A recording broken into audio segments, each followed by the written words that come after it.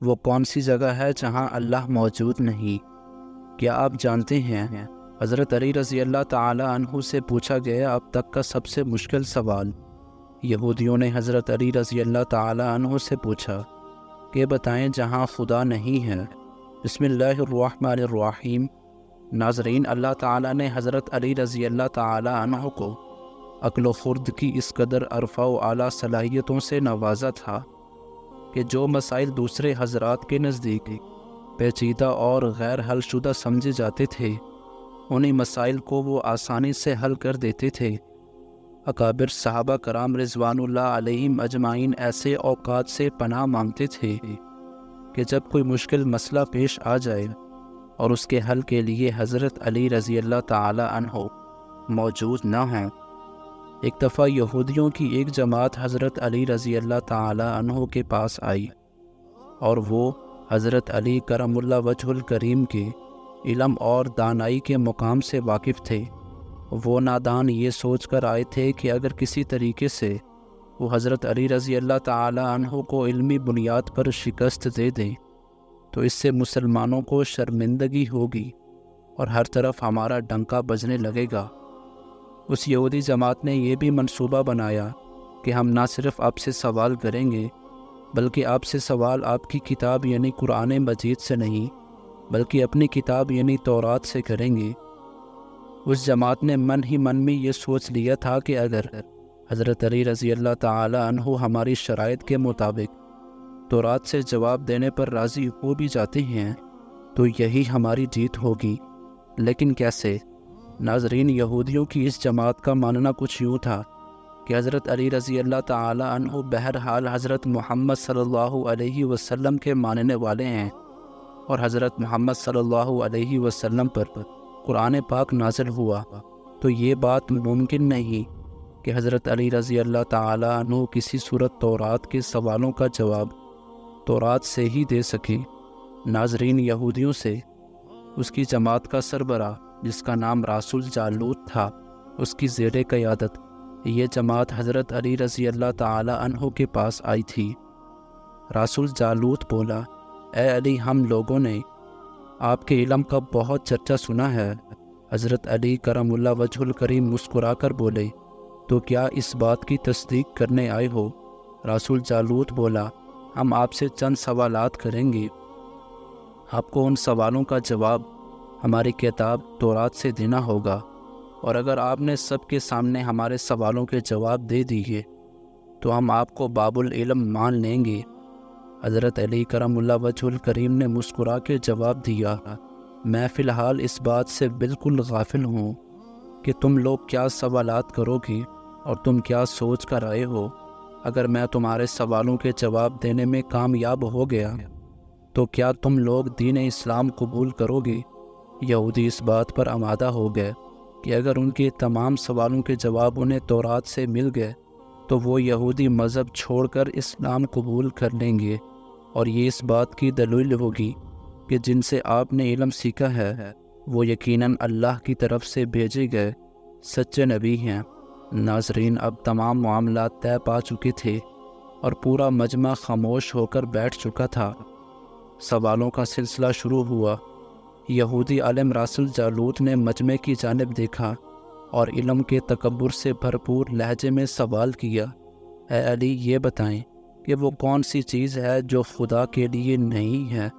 یہودی یہ جانتے تھے کہ مسلمانوں کی کتاب میں درج ہے کہ ہر چیز اللہ کے لیے ہے، اور اس بات کا جواب حضرت علی کے لیے دینا ناممکن ہوگا۔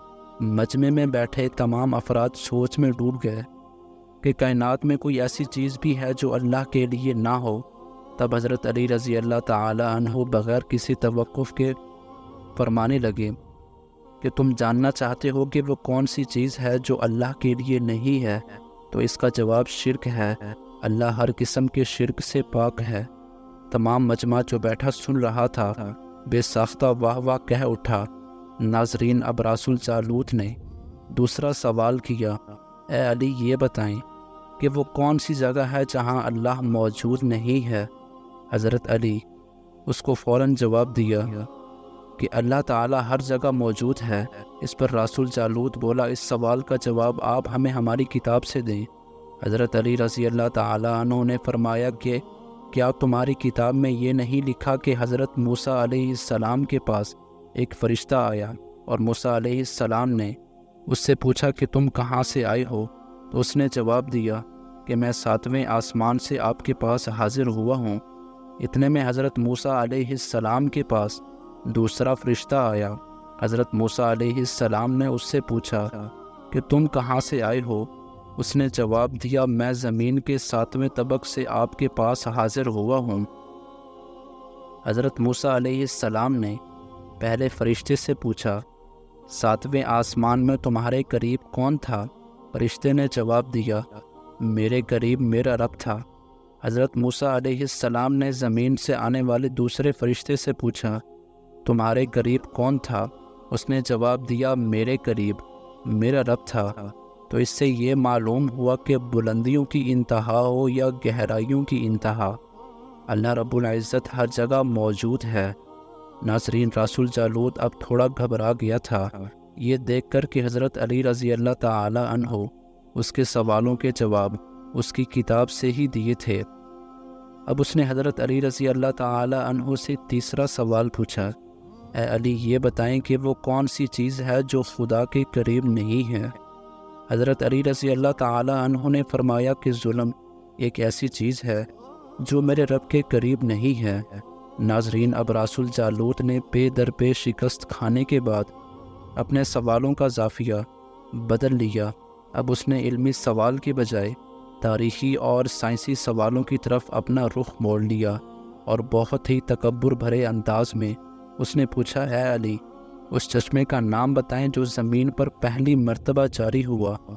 حضرت علی کرم اللہ وجہ الکریم بولے کہ اس چشمے کو چھوڑو، پہلے یہ بتاؤ کہ تمہارے دل میں کیا ہے، اور تمہارے دل میں یہ ہے کہ وہ چشمہ بیت المقدس کی ایک چٹان کے نیچے ہے۔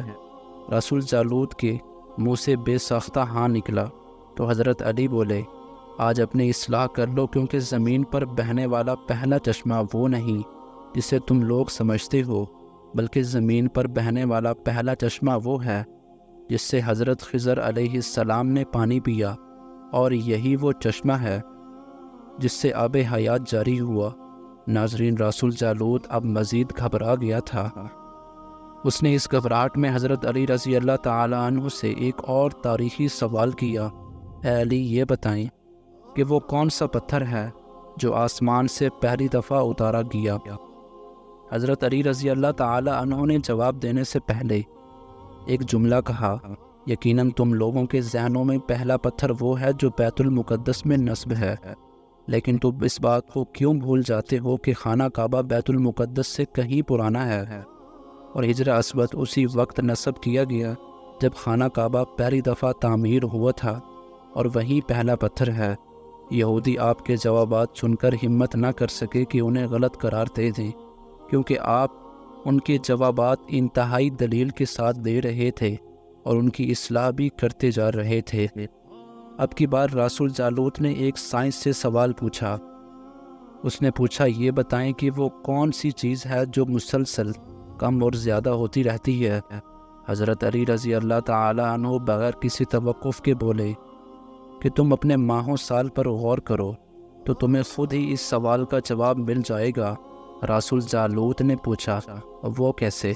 آپ نے فرمایا، کوئی دن اگلے دن کے برابر نہیں ہوتا، اسی طرح گزشتہ رات اگلی رات کے برابر نہیں ہوتی۔ یہی وہ دو چیزیں ہیں جو مسلسل کم اور زیادہ ہوتی رہتی ہیں۔ رسول جالوت نے جواب سن کر حضرت علی رضی اللہ تعالی عنہ سے ایک اور سوال کیا کہ زندہ رہنے کی پہچان سانس لینا ہے، کیا کائنات میں کوئی ایسی چیز بھی ہے جو سانس لیتی ہے مگر زندہ نہیں؟ حضرت علی رضی اللہ تعالی عنہ نے فرمایا، صبح جب نکلتی ہے تو سانس لیتی ہے، حالانکہ صبح کے پاس نہ روح ہے نہ جان۔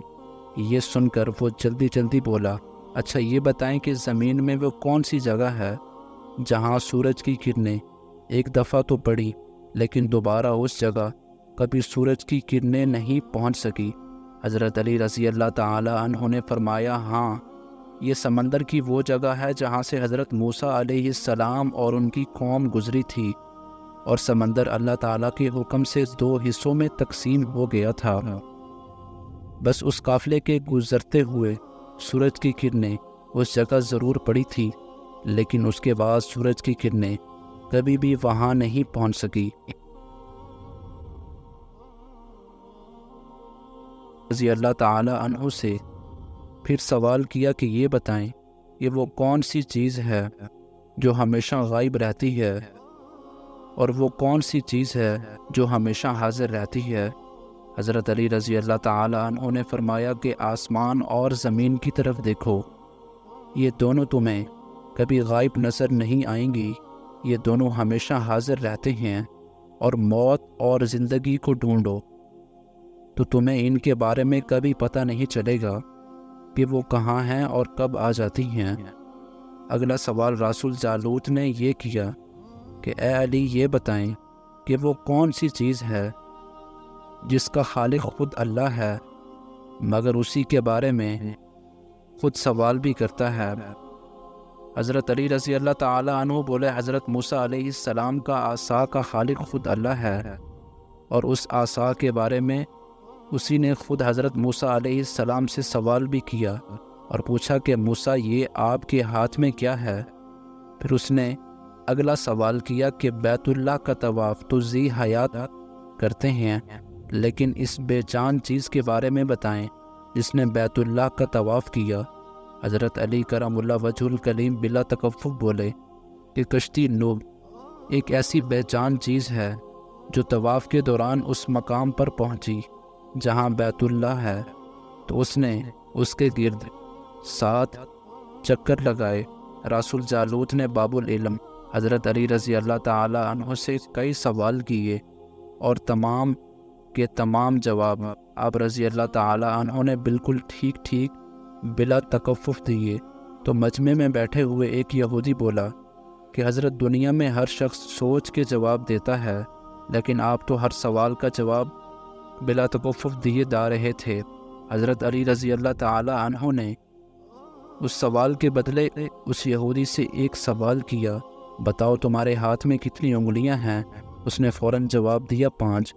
حضرت علی رضی اللہ تعالی عنہ نے فرمایا تو نے بھی میرے جواب کا فوراً جواب دے دیا۔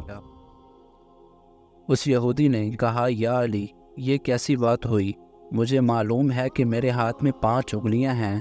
یہ سن کر حضرت علی رضی اللہ تعالی عنہ نے مسکراتے ہوئے کہا مجھے بھی یہ سارے علم ایسے ہی معلوم ہیں جیسے تجھے یہ معلوم ہے کہ تیرے ہاتھ میں 5 انگلیاں ہیں۔ یہودی نادان نہیں جانتے تھے باب العلم کے پاس کائنات کے رازوں کا علم ہے، لیکن جب انہیں تمام سوالات کے جواب ٹھیک ٹھیک مل گئے تو رسول جالوت سمیت تمام گروہ نے کلمہ پڑھا اور سب کے سب دائرہ اسلام میں داخل ہو گئے۔ یہ تھی ناظرین حضرت علی رضی اللہ تعالی عنہ کی ذہانت کہ جن کے سامنے کوئی بھی بات ناممکن نہیں تھی۔ اللہ پاک ہمیں بہتر عمل کرنے کی توفیق عطا فرمائے اور ہمیں نیکوکاروں میں شامل کرے، آمین۔